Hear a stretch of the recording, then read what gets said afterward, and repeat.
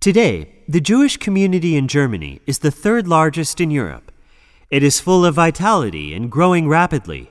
New synagogues are being built.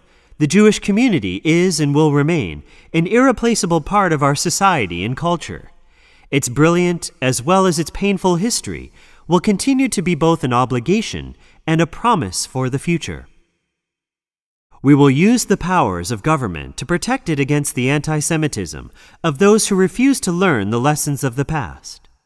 There is no denying that anti-Semitism continues to exist. It is the task of society as a whole to fight it. It must never again become possible for anti-Semites to attack or cause injury to Jewish citizens in our country or any other country, and in doing so, bring disgrace upon our nation. Right-wing extremists, with their spray-painted slogans, have the special attention of our law enforcement and justice authorities. But the process of dealing politically with neo-Nazis and former Nazis is something we all need to do together. It is the duty of all Democrats to provide a strong response to the neo-Nazi incitement and recurrent attempts on their part to play down the importance of the crimes perpetrated by the Nazi regime. For the enemies of democracy and tolerance, there can be no tolerance. The survivors of Auschwitz have called upon us to be vigilant, not to look away, and not to pretend we don't hear things.